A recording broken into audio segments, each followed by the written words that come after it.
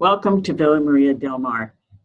I sure wish you were here, but we have prepared a wonderful first virtual retreat at Villa Maria del Mar with Sister Mary Greenan, our pioneer woman.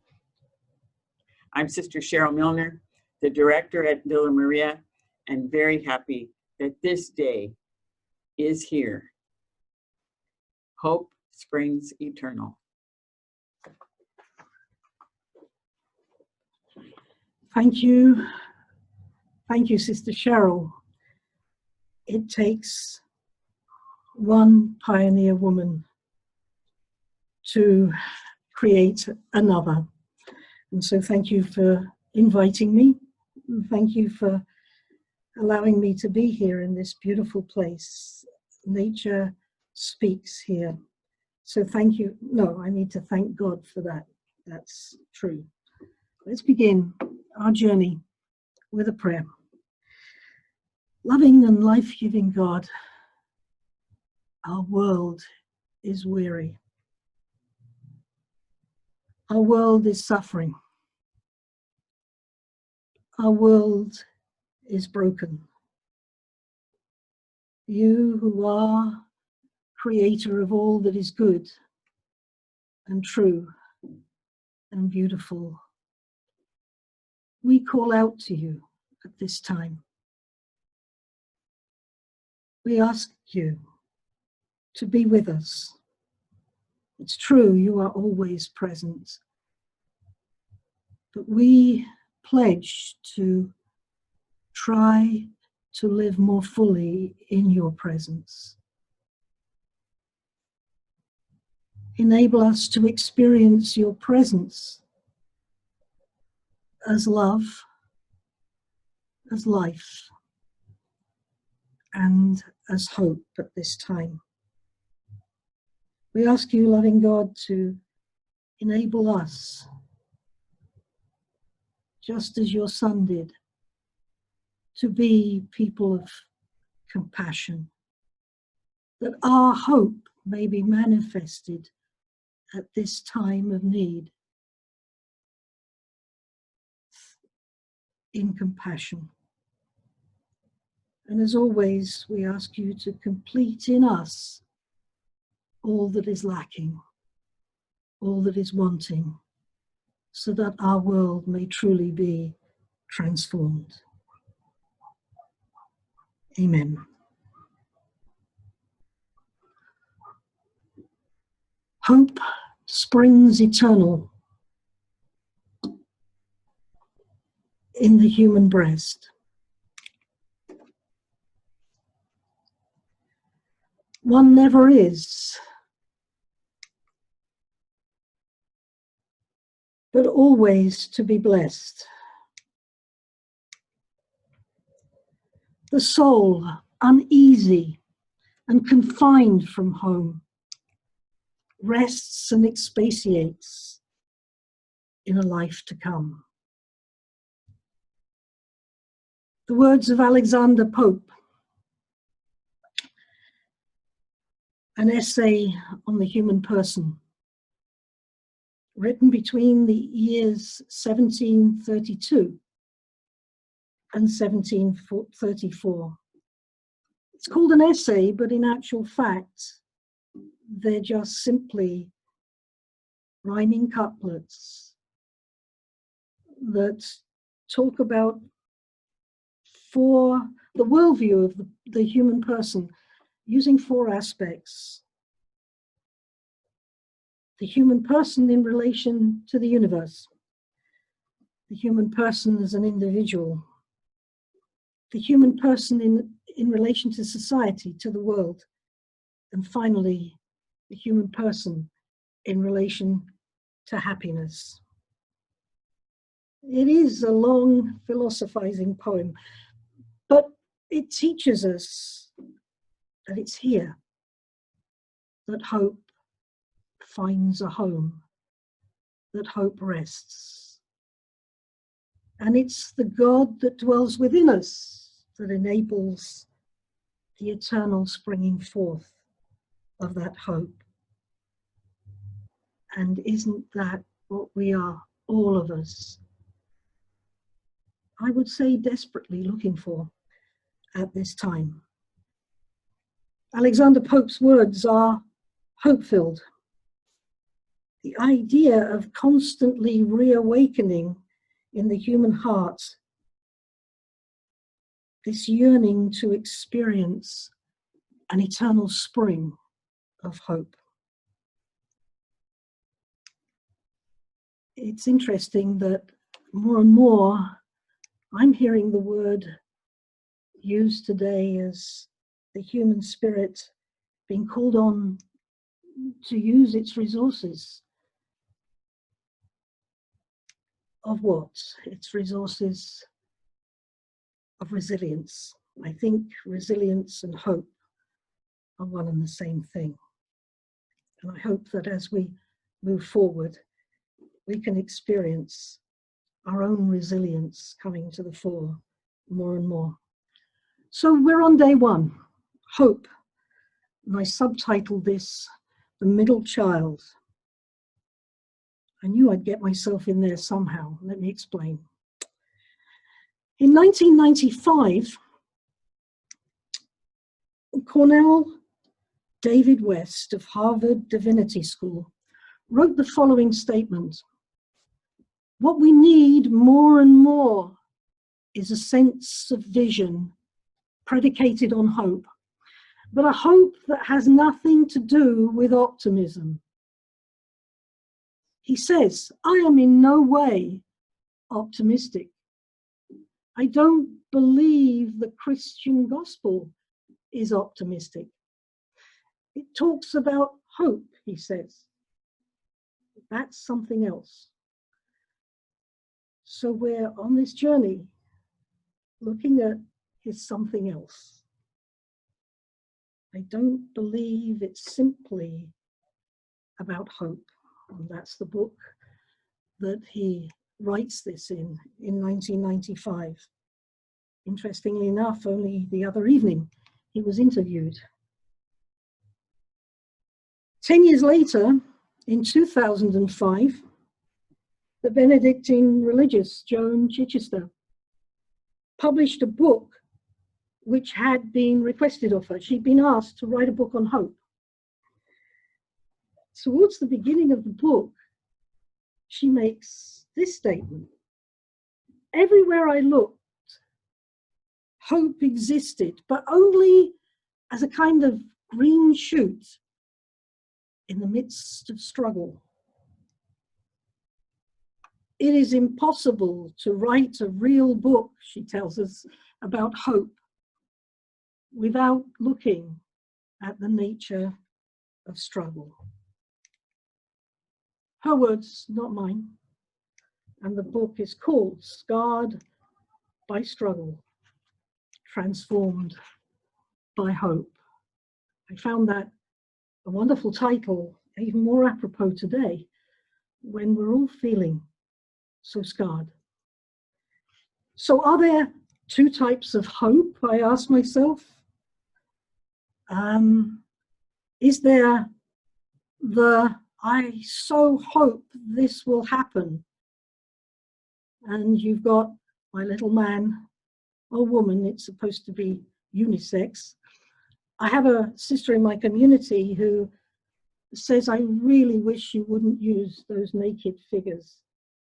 And I tried to tell her they're not really naked figures, they're just the epitome of trying to work out something that's moving. But you see the way that figure is scratching head. I so hope this will happen. I know I said that a number of times, and interesting enough, I said it more often when I was younger. I find that interesting. But there's another kind of hope. Hope is being able to see that there is light despite all the darkness. Those are, I believe, what Cornel West and certainly they're the struggle to find that Joan Chichester refers to. maybe there are two types of hope. I think as we move through these days, certainly my desire and my prayer, that we will see that both these writers are pointing to an even more fundamental need, which is for us to grow in our passion for the promise of God, in whom all things are possible, and who has said, I am, and I will be with you always, to use the words of Jesus. The Christian scriptures present hope as the middle child between faith and love. In the virtue list, that's where hope appears.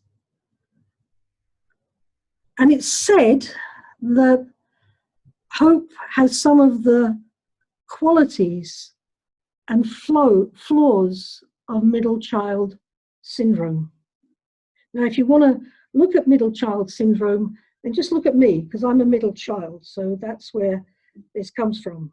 I'm not sure, however, that I fit what the psychologists say. The middle child placement in the family often leads to feelings of having no real place. I had an older brother and sister and a younger brother and sister, and there was 3 or 4 years between both ends. I like to think that I was the filling in the sandwich, but sometimes people get rid of the filling just to eat the bread. But it's true. I was never sure which set of my siblings I belonged to. I was right there in the center, but it's said that they have feelings of having no real place or being forgotten for no reason. Certainly there's an attempt to always make yourself present. That's why I speak so loudly. I think psychologists tell us that middle children often demonstrate characteristics of low self-esteem. Often they will demonstrate in their syndrome, they will demonstrate low self-esteem, inadequacy. There's a middle child for you walking around the screen. Notice how gingerly that little figure is walking around our screen. Having no place, being forgotten for no reason, low self-esteem, inadequacy, introversion. I'm not sure I fit the ticket, but you know, that's what the psychologists tell you. I'm just sharing what they're saying. Middle child hope, could we take that and apply it to the virtue of hope? I do think, and I think this was my draw in the first place to the virtue of hope, that it sits between faith and love. And isn't it interesting that hope sometimes does get left out? Not anymore, because we know that it will spring eternal, come what may, hopefully. Hopefully, did you notice? So middle child hope can be looked at as stagnant, stuck in the middle, maybe a bit of a dreamer, maybe a wishful thinker, who knows? The virtue of hope has a very different feel about it than faith and love. Hope is a virtue, sandwiched between affirmation about the priority of faith and the excellence of love. Hope does not always receive, I believe, the attention it needs to. Yet it is precisely in anticipating, in waiting, in hoping for the return of Christ in glory, that the members of that early Christian community began to reflect on the meaning and the message of Jesus. Right through the post-Easter Sunday and Easter week scriptures, we have the story of this community. Sometimes I see where we are today, and I understand their hope in things to come. In many ways, the idea of hope, the Christian virtue of hope, has a kind of a definite construct about it. It has an origin, it has effects, it has outcome, and it dwells. Its origin is that hope comes to us directly from a belief in the risen Jesus. Hope effects a change, a transformation of fear and sadness into possibility. It may take time, but it's there. And one of the outcomes is that hope brings about faith and courage. So many stories of first responders in this global pandemic, the COVID-19 virus. So many stories of nurses and doctors, their faith, their trust that all would be well, and their courage in going out to meet the needs, knowing that this was one of the most contagious, or is one of the most contagious diseases, viruses that's ever hit our world. Hope dwells. Where does hope live? Hope dwells in the everyday life of the believer who lives joy and meaning. Hope dwells within, and especially the within that we try to manifest to the outside world. I think that as we think about hope, we see its connection to the experience of Easter and to transformation. I actually like to use the term Eastering to talk about Easter not as a noun, not as an event, but as a verb. Because the risen Jesus is always with us, always Eastering. By the way, it's not me that actually came away with that use of it as a verb. It happens to be the great Jesuit poet, Gerard Manley Hopkins, who in a wonderful piece called The Wreck of the Deutschland, a ship that went down in the River Thames, and he puts it, for all of you who are sisters, religious women, you're all religious women who are listening to this, but for those who have committed their lives to their different charisms, he puts that statement, "Let him Easter in us," in the mouth of one of the 5 German nuns that are on that ship that goes down. It's actually about a true story.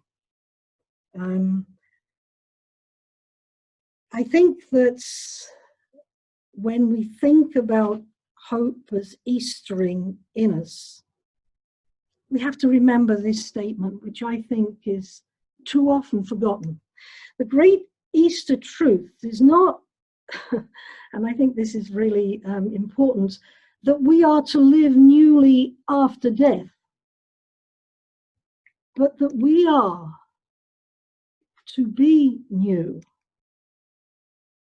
in the here and now by the power of the resurrection. So right from the get-go, I'm linking the virtue of hope, the middle child of the virtues, to the resurrection, to the Eastering that we have just actually lived through, liturgically speaking. May the God of hope, we're told in Romans, the letter to the Romans, may the God of hope fill you with all joy and peace as you trust in him. Just like I described, feeling the words hope and resilience are synonymous almost, linked as almost an identical twin to hope is trust. With all joy and peace as you trust in him, so that you may overflow with hope, Paul tells us in the letter to the Romans, by the power of the Holy Spirit. Beautiful statements of fact. Hope is an outpouring of the Spirit of Christ in the world, the risen Christ. We're called Christians because we live the resurrected Eastering Christ in the world. This outpouring of the Spirit of Christ in the world. And as we think about that, and I've already hinted at this, positing ourselves feet on the ground in our present reality. For hope believes in love's capacity to transform. And if you don't know what transformation looks like, there's those little figures. They are not naked figures, but there are those figures enjoying this Eastering to bring about this hope-filled Eastering. Unbelievable, simple words, but so, so powerful if we let them in. Transforming sadness and despair through Eastering joy and belief. That's what hope does for us. Linked, obviously, to both faith and love. Transforming loss and even death through Eastering wisdom and new life. Wisdom and new life. Have we learned at the school of life in these past months and weeks and days? Have we learned? We need to learn. Transforming the culture of death and selfishness by Eastering a culture of life which seeks out the other, doesn't reject the other, does not put a barrier between me and the other, but seeks out the other, because hope tells us that that person, that other, has some gift to give us. But we could be forgiven for feeling a little hopeless in our times. The weight of the world, as the graphic shows, is heavy on us at this time. Powerful people do not always keep their promise.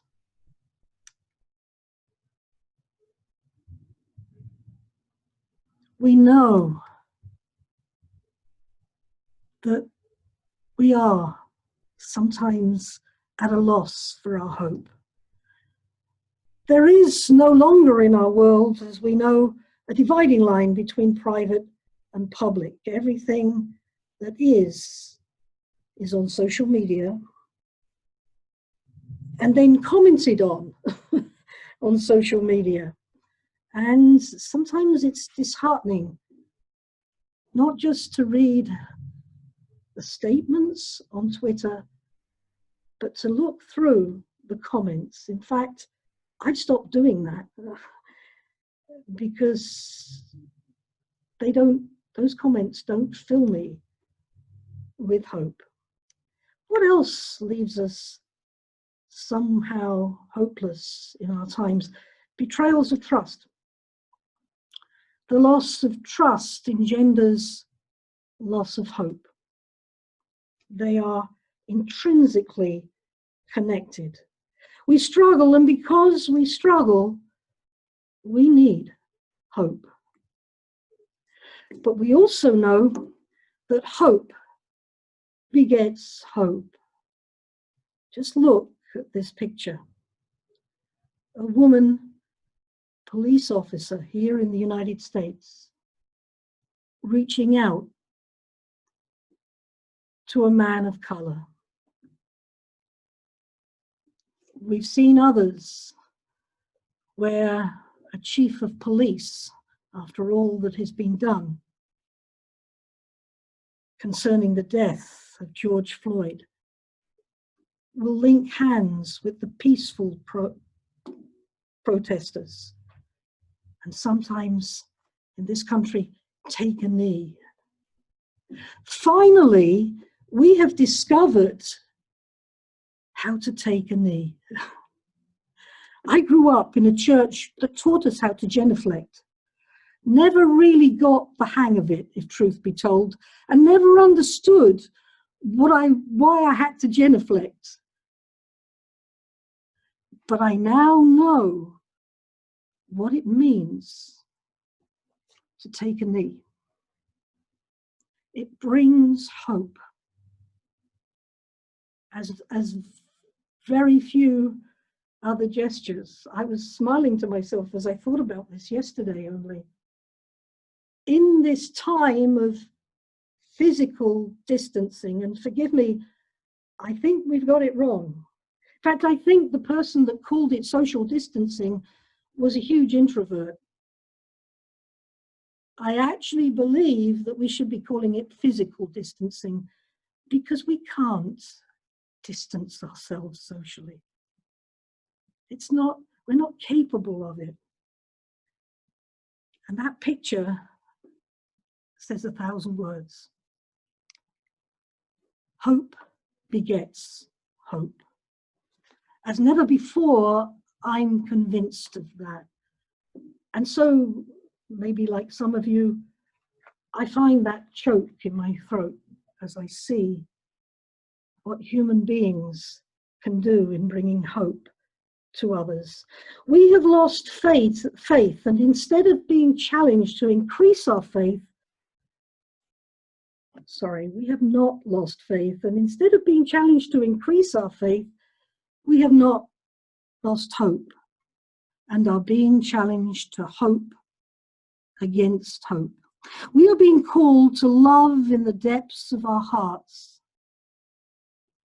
so that we can become instruments of God's boundless, unrelenting love for the whole of humankind. God's boundless, unrelenting love. It is true, the greatest of the virtues is love. And love relies on faith and hope to sustain the human spirit, to enable God's love in us to be transformed into this love the world so hopes for. And as never before, do we need it.